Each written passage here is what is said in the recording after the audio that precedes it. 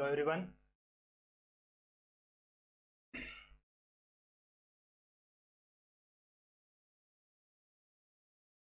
Financial account 1, chapter 4, profit or loss to corporation. Lecture number 8.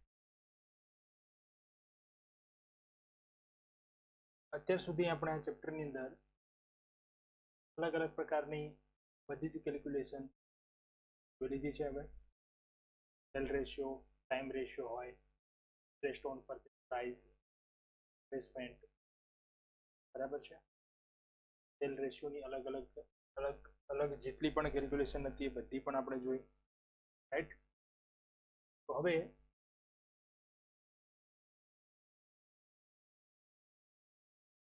આજના લેક્ચરમાં આપણે બે ઇમ્પોર્ટન્ટ ક્વેશ્ચન કરીશું. લાસ્ટ ચેપ્ટર આજે આપણે કમ્પ્લીટ કરીશું, બરાબર.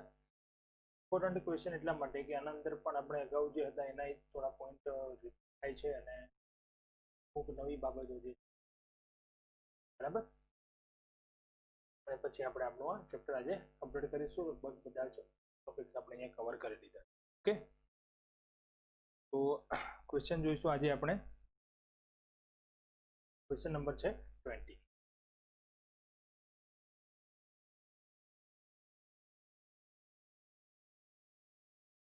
Shah Company Limited. Shah Company Limited was incorporated on 1/7/2007. એટલે incorporation date આપી છે 1/7/7. To take over the running business of Messrs Desai and Company from 1st April 2007. આ થઈ ગઈ purchase. From the following information for the year ended on 31st March 2008, prepare a statement showing the profit or loss prior to incorporation and after.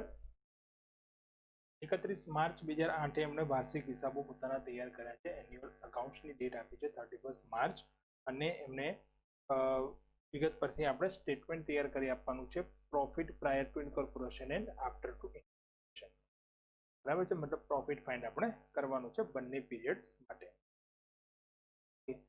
ચલો, તો બાકીની વિગત જોઈએ તો gross profit છે. ફર્સ્ટ ટાઈમ આપ્યું છે આપણને the gross profit on cost of goods realized on the same rate of 33.1% for the whole year. Profit નો રેટ આપેલો છે 33.1%, પણ એ રેટ છે એ શેના પર આપેલો છે? ઓન કોસ્ટ ઓફ ગુડ્સ, એટલે કોસ્ટ પર રેટ આપેલો છે અને હોલ ઓફ ધ યર આખા વર્ષ માટે આ રેટ સમાન છે, એક સરખો rate. The sale of May is average, May મહિનાનું સેલ એવરેજ સેલ છે. એપ્રિલ ઇઝ ટ્વાઇસ, એપ્રિલનું ટ્વાઇસ એટલે કે ડબલ છે.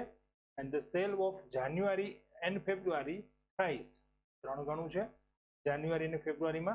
and the sale for August to November are 1/4 the average sale in each. ને ઓગસ્ટ થી નવેમ્બર સુધીનું જે સેલ છે એ એવરેજ સેલનું 1/4 છે. તો પણ આપણે આ ટાઈપની કેલ્ક્યુલેશન કરેલી છે સેલ રેશિયો માટે. આ મને તમને જે એકબીજા પર સેલ્સ ડિપેન્ડન્ટ હોય અને ખાસ કરીને શેના પર ડિપેન્ડ હોય? એવરેજ સેલ પર. તો એ જ વસ્તુ અહીંયા ફરી આપણે અહીંયા રિપીટ થાય છે. ઓકે, ચલો નેક્સ્ટ એક જોઈએ તો the remaining sale were equal during remaining month, બાકીના મંથ માટે એક સરખું. તો જે કોઈ ન્યૂ સ્ટુડન્ટ છે એમને જે અગાઉના ક્વેશ્ચનમાં નથી તો એ ખાસ ધ્યાનથી અહીંયા જોઈ લેજો. આ કેલ્ક્યુલેશન ખાસ અગત્યની છે આ ચેપ્ટરમાં. આ ટાઈપનો સેલ રેશિયોની કેલ્ક્યુલેશન સૌથી વધારે વખત.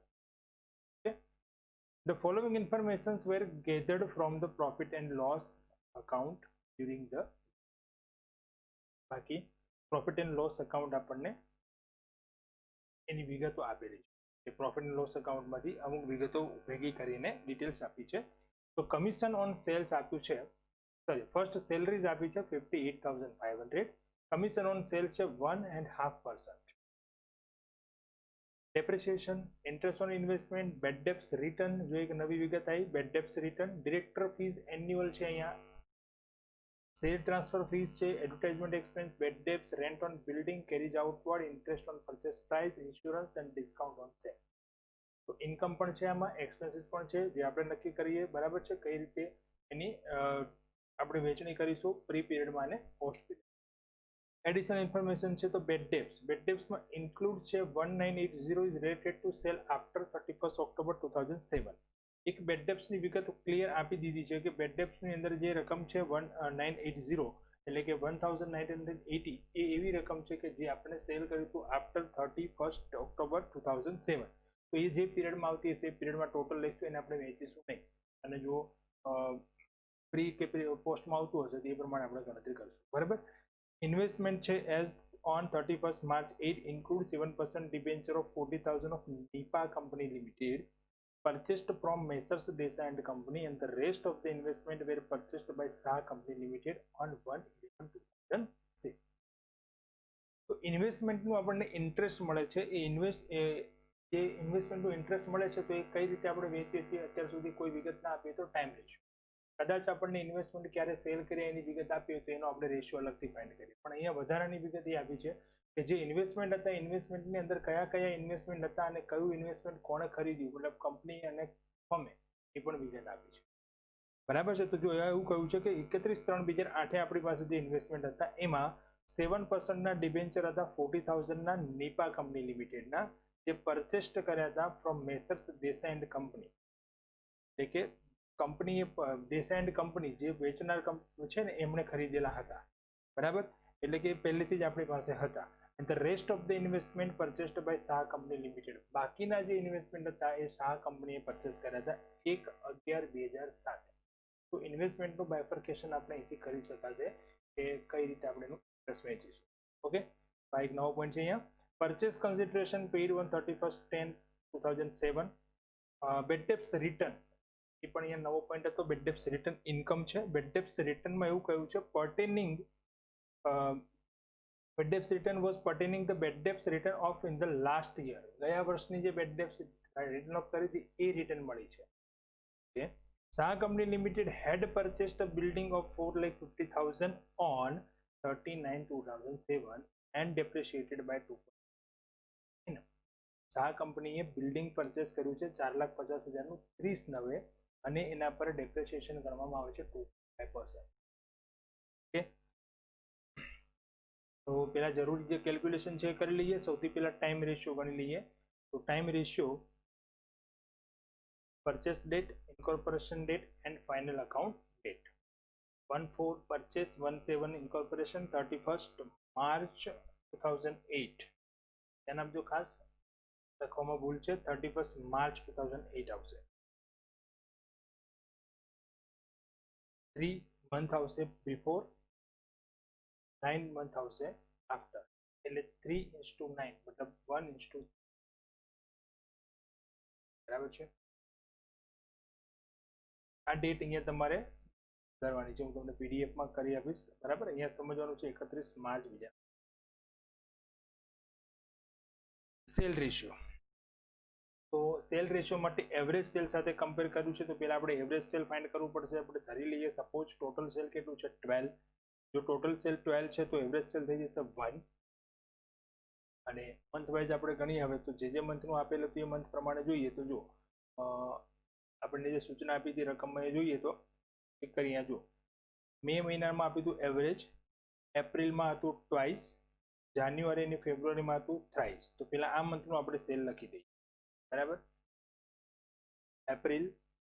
મેમાં 1, એપ્રિલમાં 2, જાન્યુઆરી ફેબ્રુઆરીમાં થ્રાઇસ એટલે કે 3. પછી ઓગસ્ટ ટુ ડિસેમ્બર સુધી આપણને કીધું હતું 1/4.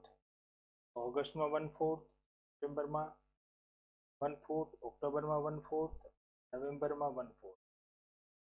બરાબર છે. હવે રિમેનિંગ મંથનું એવરેજ સેલ આપણે ગણતરી કરીએ તો રિમેનિંગ મંથ એટલે જે બાકી રહ્યા એ મંથ. કેટલા મંથ બાકી રહ્યા તો એપ્રિલ, મે, જૂન. જૂન બાકી છે, જુલાઈ બાકી છે, ડિસેમ્બર બાકી છે અને માર્ચ. 4 મંથનું આપણને અહીંયા સેલની અમાઉન્ટ બાકી છે. બરાબર. તો ટોટલ 12 છે, એમાંથી આપણને જે આપેલું છે એ માઇનસ કરીએ તો 2 + 1 + 1/4, 1/4, 1/4, 4 times and then 3 + 3. જો આટલું માઇનસ કરીશું આપણે, મતલબ કે પ્લસ કરશું આનું 2 + 1 એટલે 3 અને લાસ્ટમાં જો 3 + 3 એટલે 6, 6 + 3 9 અને 1/4 તે 4 ટાઈમ છે એટલે કેટલા થઈ જશે 1. તો 9 + 1 = 10 એટલે થઈ ગયા અહીંયા એવરેજ આપણે ગણવી છે 4 મંથની, એટલે રિમેનિંગ 4 મંથની એવરેજ સેલ આપણે ગણીએ તો 2/4 then 1/, બાકીના મંથમાં લખી દઈએ જુલાઈ, ઓગસ્ટ, સોરી ડિસેમ્બર બાકી હતું એ અને માર્ચ બાકી. હવે આપણે પ્રી પીરિયડ અને પોસ્ટ પીરિયડમાં જે મંથ છે એનું આપણે ટોટલ કરી દઈએ. બરાબર છે. ટોટલ એટલે કે એપ્રિલ મે જૂનમાં થઈ જશે ટોટલ 2 + 1 3, 3 + 1/2. અહીંયા થઈ જશે 8, 3 + 3 અહીંયા જોઈએ જો 3 + 3 એટલે 6, 1/2 1/2 એટલે 1, 7, 4 ટાઈમ 1 છે એટલે થઈ ગયા 8, 1/4 4 ટાઈમ છે એટલે 1 થશે, પછી 3 + 3 એટલે 6 અને 7 અને આ 1/2 1/2 2 ટાઈમ્સ એટલે 1, તો 1/2 એટલે કે 8 + 1/2. આનું ટોટલ કરીએ આપણે તો હવે થઈ જશે 7/2 અને અહીંયા થઈ જશે 17/2. તો sale ratio is equal to 7/17.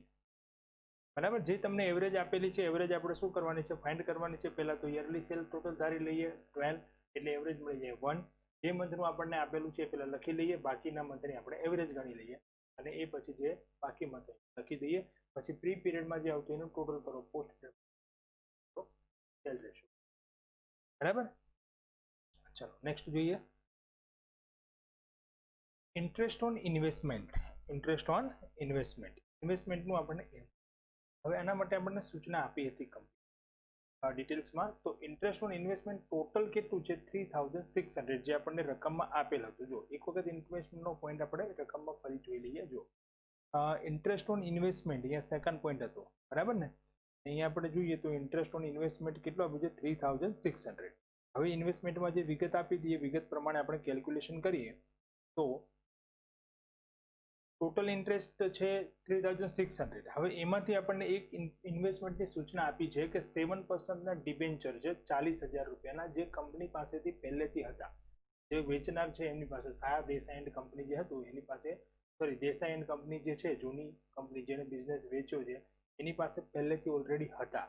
બરાબર છે. તો એ આખા વર્ષના થશે ને, એટલે કે 40000 × 7%, તો એનું આખા વર્ષનું રેટ થઈ જાય છે ઇન્વેસ્ટમેન્ટ ઇન્ટરેસ્ટ થઈ જાય છે 2800.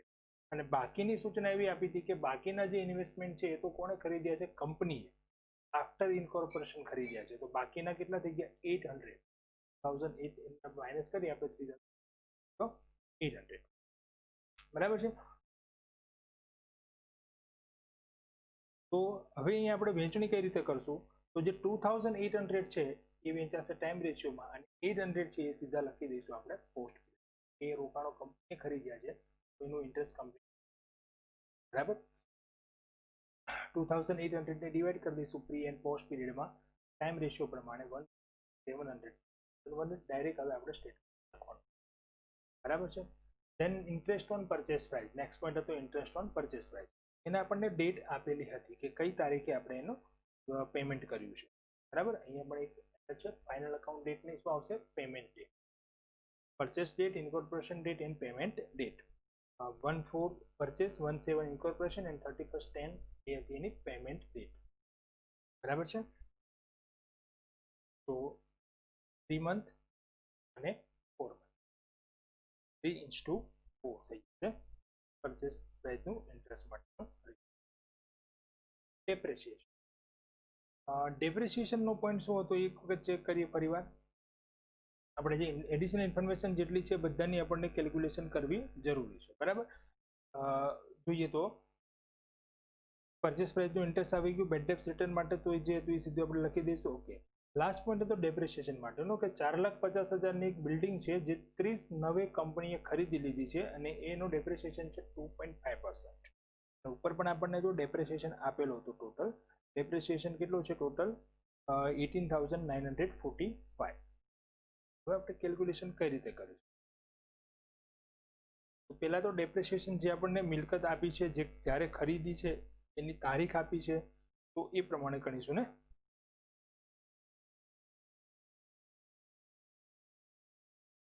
$4,50,000 છે, 9 મંથમાં આપણે 30 ખરીદ્યા છે, તો એના પછી 10th થી 30 ખરીદ્યું ને, તો એના પછી 1/10 થી ગણી દઈએ તો 31 માર્ચ સુધીના 6 મંથ, એનું ઇન્ટરેસ્ટ સોરી એનું ડેપ્રિસિએશન થઈ જશે 4,50,000 into 2.5% into 12, 5,655.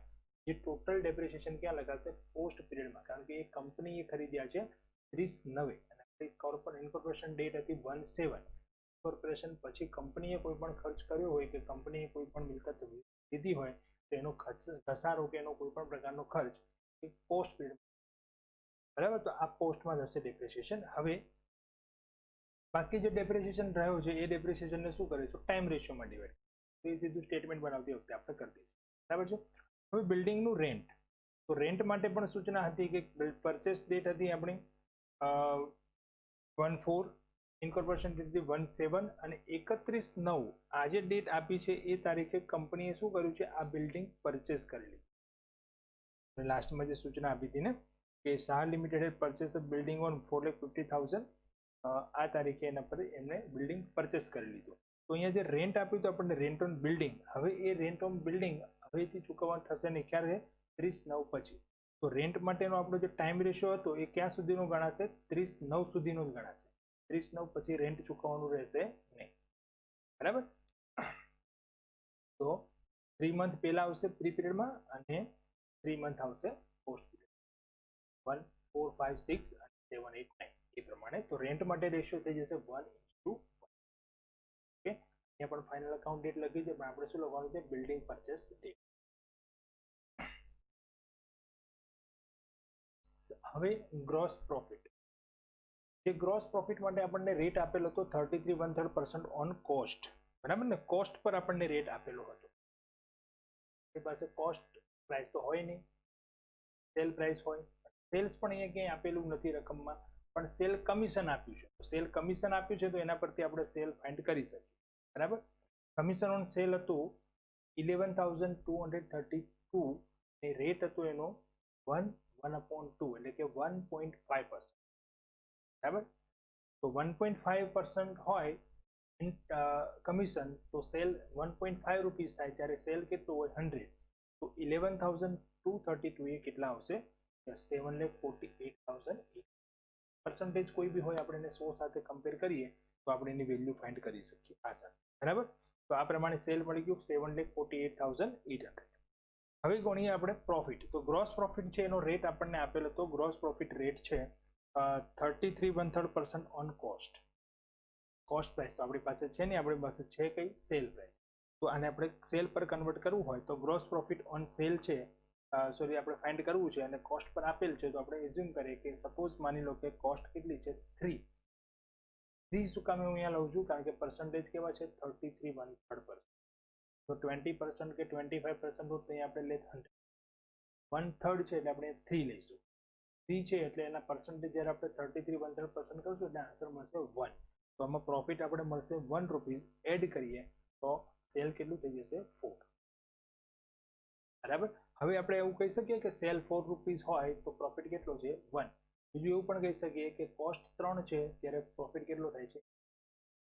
પણ એ રેટ જે મળ્યો એ કોસ્ટ પર મળ્યો. જો આપણી પાસે કોસ્ટ પ્રાઇસ હોય તો સીધો આપણે એના પર્સન્ટેજ કરી શકીએ, પણ અહીંયા આપણી પાસે કોસ્ટ પ્રાઇસ નથી તો આપણે પ્રોફિટને કમ્પેર શેની સાથે કરી દેવાનું? સેલ સાથે.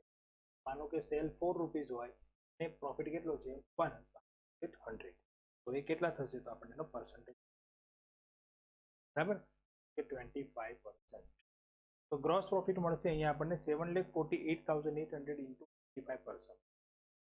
પ્રોફિટ મળશે 1,80,200.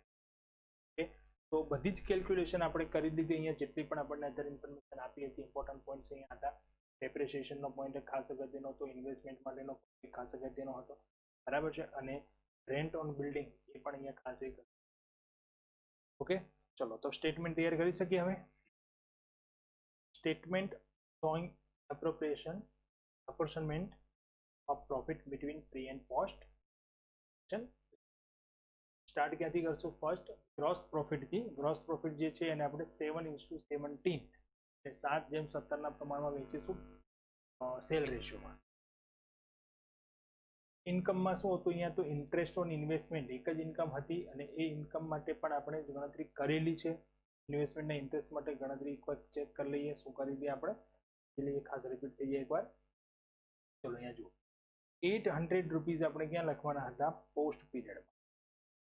બરાબર છે. અને આ 2800 જે છે એને આપણે વહેંચવાના હતા ટાઈમ રેશિયો. લખીશું અહીંયા સ્ટેટમેન્ટમાં 700 and 2100 એટલે કે આપણે 2800 જે હતા પેલા આખા વર્ષના એ આપણે વેચી 1:3 માં. હવે જે 800 હતા એ આપણે નામ સાથે લખીશું 7% ડિબેન્ચર પરચેસ્ડ બાય કંપની એટલે કે ઇન્ટરેસ્ટ ઓન ઇન્વેસ્ટમેન્ટ ક્યાં લખાશે post period 800 right. Then income હતી bad debts return. Bad debts return છે એ પણ આપણે સેલ રેશિયોમાં જ ડિવાઈડ કરાય કારણ કે બેડ ડેપ્સ પણ સેલ રેશિયોમાં ડિવાઈડ થાય છે. પણ જો આપણને સૂચના આપી હોય કે પર્ટિક્યુલર આ બેડ ડેપ્સ જે હતી એની બેડ ડેપ્સ રિટર્ન આપણને મળી છે તો પછી એઝ પર ગિવન તો પછી આપણે ત્યાં રેશિયોમાં ડિવાઈડ કરવાનું નહીં. અહીંયા આપણને સૂચના હતી કે બેડ ડેપ્સ રિટર્ન જે છે પ્રી પીરિયડની લાસ્ટ યરની હતી. લાસ્ટ યરમાં તો કંપનીએ બિઝનેસ પરચેસ પણ નહોતો. લાસ્ટ યરમાં જે બેડ ડેપ્સ રાઇટ ઓફ કરી હોય એ કોની હોય ફર્મની, કંપનીની નથી. તો એની ઇન્કમ પણ અત્યારે કોને મળે પ્રી પીરિયડમાં જ મળે એટલે પ્રી પીરિયડમાં લખીશું. શેર ટ્રાન્સફર ફીસ હતી હંમેશા પોસ્ટ પીરિયડમાં ગણાશે ઇન્કમ છે. ઓકે, હવે બધા ઇન્કમ થઈ ગઈ આપણી. તો હવે આવશે સેલરી એટલે કે એક્સપેન્સ. કોઈ અધર ઇન્ફોર્મેશન નથી તો સેલરી ટાઈમ રેશિયોમાં ડિવાઈડ થશે. Company on cell commission on cell જે આપણે સેલ રેશિયોમાં ડિવાઈડ કરી દઈશું 7:17. ડેપ્રિસિએશન, ડેપ્રિસિએશનમાં પણ આપણે કેલ્ક્યુલેશન કરી. તો ડેપ્રિસિએશનમાં જે આપણે કેલ્ક્યુલેશન કરી એ પ્રમાણે જોયું તો ટોટલ જે ડેપ્રિસિએશન હતો એમાંથી જે કંપનીએ બિલ્ડિંગ પરચેસ કર્યું એનો ડેપ્રિસિએશન કેટલો હતો 5625. આપણે કેલ્ક્યુલેશન જે ટોટલી ડેપ્રિસિએશન ક્યાં લખવાનું છે આપણે પોસ્ટ પીરિયડમાં. આ સિવાયનો ડેપ્રિસિએશન જે છે એ આપણે બંનેમાં વેચીશું એઝ પર ટાઈમ રેશિયો કારણ કે એની કોઈ મિલકતની આપણને સૂચના આપી નથી. એટલે પહેલા આપણે જે 18,945 ડેપ્રિસિએશન છે એમાંથી જે 5625 છે એને માઇનસ કરી અને બાકી જે વધે છે એને ડિવાઈડ કરી દીધો ટાઈમ રેશિયો. હવે જે 5625 છે એ ડેપ્રિસિએશન લખી દઈશું on building as given information post period. Yes, director fees expense છે પણ એ એન્યુઅલ હતી પણ અહીંયા આપણે એન્યુઅલ લખતા નથી. પોસ્ટ પીરિયડનો જે એક્સપેન્સ છે પોસ્ટ પીરિયડમાં જેટલા મંથ હશે એટલા મંથની જ લખીશું. આ ધ્યાન રાખજો ખાસ. Share transfer fee, director fees તમે એન્યુઅલ આપી દીધું હોય તો સમજવાનું છે ખાસ. એન્યુઅલ એટલે એનો વાર્ષિક ખર્ચ છે, એક સાથે એડવાન્સ આપી દીધી હોય પણ આપણે અત્યારે જે પ્રોફિટ ગણી છે એના માટે પોસ્ટ પીરિયડમાં જેટલા મંથ હોય એટલા જ મંથની ડિરેક્ટર ફીઝ લખીશું, એન્યુઅલ વાર્ષિક લખીશું નહીં. એડવર્ટાઇઝમેન્ટ એક્સપેન્સ છે એ સેલ રેશિયોમાં ડિવાઈડ થઈ જશે, કોઈ અધર ઇન્ફોર્મેશન નથી માટે. યસ, બેડ ડેપ્સ જે છે એના માટે ઇન્ફોર્મેશન હતી કે 1980 એ પોસ્ટ પીરિયડની છે તો પહેલા એને લખી દો પોસ્ટ પીરિયડમાં. બાકીની જે બેડ ડેપ્સ રહે છે એ બેડ ડેપ્સને આપણે ડિવાઈડ કરી દઈશું ટાઈમ રેશિયો સેલ રેશિયોમાં. અને અહીંયા જો આન્સરમાં એક મિસ્ટેક છે તમને જે બુકમાં આપેલ છે આન્સર, અહીંયા જે બેડ ડેપ્સને આપણે વહેંચેલી છે એ આપણે સેલ રેશિયોમાં એની આપણી જે વહેંચણી કરીએ છીએ એ અને તમને બુકમાં જે આપી છે એમાઉન્ટ અલગ છે જેના કારણે આપણો આન્સર થોડો આવશે. બરાબર, એટલે ખાસ અહીંયા માર્ક કરીએ કે આ એક રકમ અલગ છે. બરાબર, હવે કેલ્ક્યુલેશન બુકમાં આપી છે આપણે ગમે તે રીતે વહેંચીએ છીએ તો પણ નથી એટલા માટે આપણે સેલ રેશિયોમાં ડિવાઈડ કરીશું એને અને સેલ રેશિયોમાં જ થશે. બરાબર, ક્રેડિટ સેલ રેશિયો થાય પણ ક્રેડિટ સેલ આપેલું નથી પણ આપણી જે કેલ્ક્યુલેશન આપણા રૂલ્સ પ્રમાણે રાઈટ છે. એના પછી આવશે રેન્ટ ઓન બિલ્ડિંગ. તો રેન્ટ ઓન બિલ્ડિંગ પણ ગિવન એઝ ગિવન એટલે કે 1 આપણે ફાઇન્ડ કર્યું હતું. બરાબર છે, એક જેમ એકના પ્રમાણે વેચાઈ જશે. કેરીજ આઉટવર્ડ જાવકમાલ ગાડા ભાડું સેલ બેસિસ સેલનો લગતો ખર્ચ છે તો સેલ રેશિયોમાં ડિવાઈડ થઈ જશે. Then interest on purchase price એના માટે પણ રેશિયો આપણે ફાઇન્ડ કર્યું હતું 3:4 એઝ ગિવન. ઇન્સ્યોરન્સ ટાઈમ રેશિયોમાં ડિવાઈડ થઈ જશે. ડિસ્કાઉન્ટ ઓન સેલ રેશિયોમાં સેલને લગતો એક્સપેન્સ છે માટે ડિસ્કાઉન્ટ ઓન સેલ કરશો તો ડિસ્કાઉન્ટ આપશો ને, સેલને લગતો ખર્ચ છે, સેલ પ્રમોશન માટેનો ખર્ચ, વધારવા માટેનો ખર્ચ. યસ, હવે કરીએ ટોટલ. તો ટોટલ અહીંયા જો બંનેમાં ઇન્કમ સાઇડ વધારે થાય છે તો ડિફરન્સ જે આવશે એ ડિફરન્સ થઈ જાય છે બંનેમાં. બરાબર છે, આન્સર મેં તમને પહેલા જ કહ્યું બુકમાં છે પ્રમાણે આવશે નહીં, એમાં થોડી એરર ખાલી ક્યાં આવે છે એક બેડ ડેપ્સની એક કેલ્ક્યુલેશનમાં એરર આવે છે માટે આપણો આન્સર જે છે એ સેકન્ડ એક ક્વેશ્ચન જોઈએ હવે ખાસ અહીંયા. તો એ ક્વેશ્ચન છે 25. આ ક્વેશ્ચનમાં તમને સ્ટેટમેન્ટ ઓલરેડી બનાવીને આપેલું છે, પણ એ સ્ટેટમેન્ટ છે એમાં ઘણી બધી એરર છે, ભૂલો છે. એ ભૂલો આપણે સુધારી અને આપણે નવું સ્ટેટમેન્ટ, આ સ્ટેટમેન્ટની સાથે જો કોઈ અધર ઇન્ફોર્મેશન પણ હોય તો એ અધર ઇન્ફોર્મેશનનો ઉપયોગ કરીને પણ આપણે જરૂરી કેલ્ક્યુલેશન જ પડે, કર્યા પછી આપણે જે સુધારો કરીશું. તો એક વખત પહેલા સ્ટડી કરી લઈએ આપણને જે સ્ટેટમેન્ટ આપેલું છે એમાં ક્યાં ક્યાં ભૂલો છે. The Priyansh Company Limited statement showing profit or loss prior to and post incorporation as on 31st March 2012. સૌથી પહેલા આપ્યું છે ગ્રોસ પ્રોફિટ. શું કર્યું છે? ઇક્વલ વેચી દીધું. ઇક્વલ ના વેચાય, ગ્રોસ પ્રોફિટ તો શેમાં વેચાય? Cell ratio. ફર્સ્ટ અહીંયા જ મિસ્ટેક છે. ઇન્ટરેસ્ટ ઓન ઇન્વેસ્ટમેન્ટ એ પણ ઇક્વલ કર્યું છે, તો ટાઈમ રેશિયોમાં ડિવાઈડ થાય. કોઈ સૂચના નથી, જો આપણને છેલ્લે સ્ટેટમેન્ટની બહાર જુઓ, prepare correct answer from the wrong solution given above. મતલબ કોઈ અધર ઇન્ફોર્મેશન નથી, ઇન્વેસ્ટમેન્ટ ક્યારે પરચેસ કર્યા, કેટલું ઇન્ટરેસ્ટ મળે છે, કેટલા ઇન્વેસ્ટમેન્ટ કોણે ખરીદ્યા, કોઈ ઇન્ફોર્મેશન નથી, તો એને ટાઈમ રેશિયોમાં ડિવાઈડ કરાય. બરાબર છે? એ પણ ખોટું છે. શેર ટ્રાન્સફર ફી પ્રી ઇન્કોર્પોરેશનમાં લખી છે, ક્યાં લખાય? Post incorporation. આ પણ ભૂલ છે. ડિરેક્ટર ફીઝ એ ટાઈમ રેશિયોમાં ડિવાઈડ કરી છે, એ લખાશે પોસ્ટમાં, તો એ પણ ભૂલ છે. પોસ્ટ એન્ડ ટેલિગ્રામ જે ટાઈમ રેશિયોમાં છે એ ઓકે, સાચી રીતે જ વેચેલી છે. ડિસ્કાઉન્ટ એન્ડ રિબેટ ટાઈમ રેશિયોમાં ડિવાઈડ કરેલ છે. ડિસ્કાઉન્ટ એન્ડ રિબેટ, જો અહીંયા sale on discount on sale કીધું હોય તો આપણે સેલ રેશિયોમાં ડિવાઈડ કરેલ. ખાલી ડિસ્કાઉન્ટ છે તો કન્ફ્યુઝન થાય કે ડિસ્કાઉન્ટ ડિવાઈડ કરશું કે ટાઈમ રેશિયો, પણ ઓલમોસ્ટ જે ડિસ્કાઉન્ટ છે એ સેલ્સ પર જ હોય, સેલ રેશિયો. બરાબર? અહીંયા ટાઈમ ડિવાઈડ કરેલ છે. ઇન્સ્યોરન્સ પ્રીમિયમ એ ટાઈમ રેશિયોમાં થશે, ઇક્વલ કરેલું છે. રેન્ટ છે એ ટાઈમ રેશિયોમાં થાય, સેલ રેશિયોમાં ડિવાઈડ કર્યું છે. કમિશન ઓન સેલ રાઈટ છે, સેલ રેશિયોમાં જ કરેલું છે. બેડ ડેબ્ટ્સ ટાઈમ રેશિયોમાં કરેલ છે ડિવાઈડ, આપણે શેમાં કરવું પડશે? Sale. Printing and stationery equal છે, એને પણ ટાઈમ રેશિયોમાં ડિવાઈડ કરવું. ઇક્વલ તો કોઈ રેશિયો આવતું જ નથી ક્યારે. ઇક્વલ રેશિયો ક્યારે આવી શકે? જો આપણે એક્ઝેક્ટલી 6 મંથ આવતા હોય, 3 મંથ આવતા હોય, 4 મંથ, એટલે કે એક્ઝેક્ટ ટાઈમ રેશિયો ઇક્વલ આવતો હોય તો. બાકી ઇક્વલ એવું કોઈ પ્રમાણ છે જ નહીં.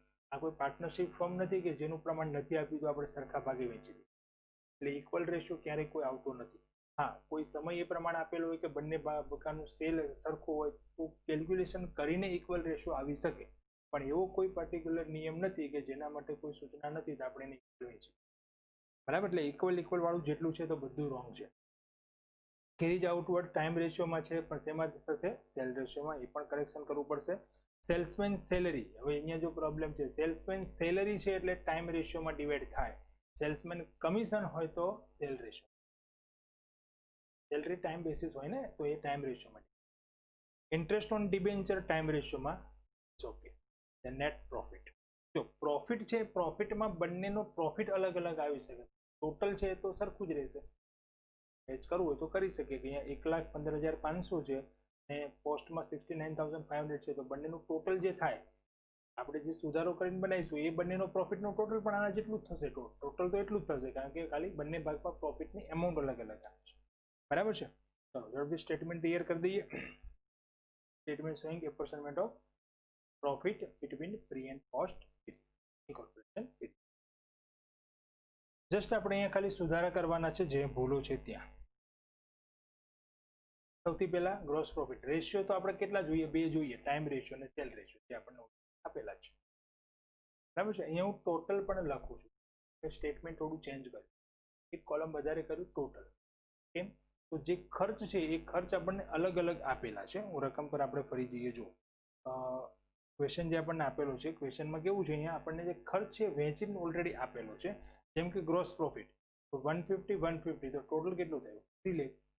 જે ખોટો વેચેલો છે એને આપણે સાચા પ્રમાણમાં વેચવું છે, પેલા ટોટલ તો કરવું પડશે ને. ટોટલનું કોલમ બનાવો અથવા તો સીધી ગણતરી કરો, જ્યારે ટોટલ કરીને પછી વેચો. બરાબર? પણ આપણે ફોર્મેટ પ્રમાણે ટોટલનું કોલમ વધારી દઈશું તો એ ઇઝી રહેશે વેચવા માટે. બરાબર? તો જો ગ્રોસ પ્રોફિટ 3 લાખ છે, આપણે એને વેચી દઈશું સેલ રેશિયોમાં. ત્યાર પછી ઇન્ટરેસ્ટ ઓન ઇન્વેસ્ટમેન્ટ હતું 20,000 થાય છે ટોટલ, જેને આપણે ટાઈમ રેશિયોમાં ડિવાઈડ કરશું. શેર ટ્રાન્સફર ફી 5,000 છે, પોસ્ટમાં આવશે. બરાબર?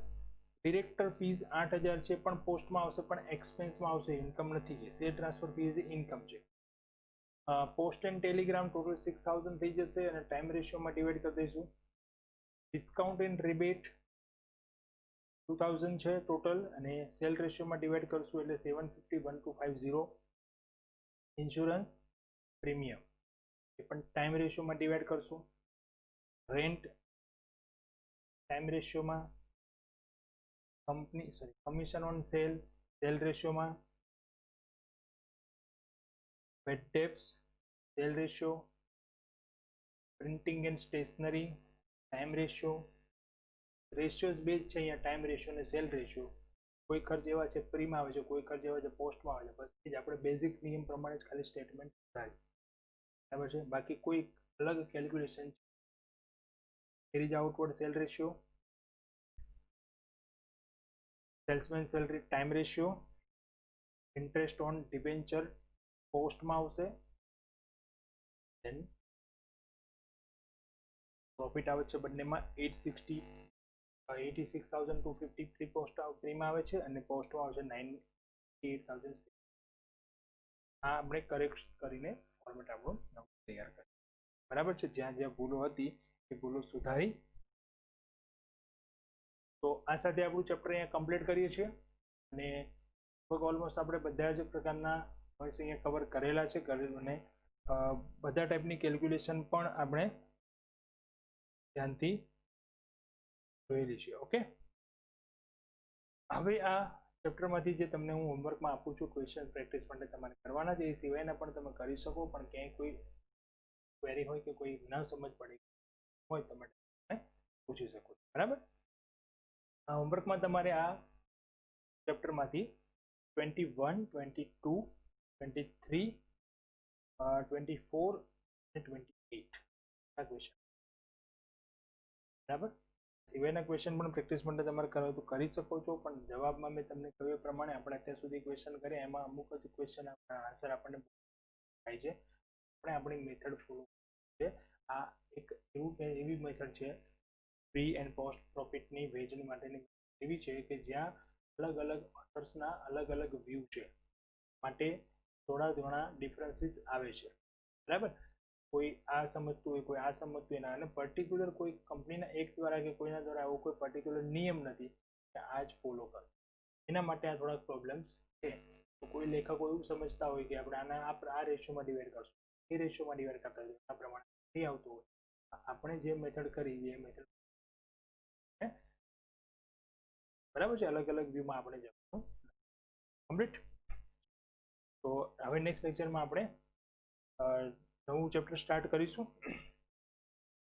એકાઉન્ટન્સી 1. ફાઇનાન્શિયલ એકાઉન્ટમાં આપણે એ ચેપ્ટર જોયા ને, હા, હવે આપણે જોઈશું એકાઉન્ટન્સી 1 માં નેક્સ્ટ લેક્ચર. ઓકે, ત્યાં સુધી આ હોમવર્ક બધાએ કમ્પ્લીટ કરી અને મને ગ્રુપમાં સબમિટ કરાવવાનું છે PDF ફોર્મ, બરાબર છે. હોમવર્ક કરી અને સેન્ડ કરવાનું છે. નેક્સ્ટ ટ્યુઝડે આપણો લેક્ચર આવે ત્યાં સુધી. Okay friends, thank you.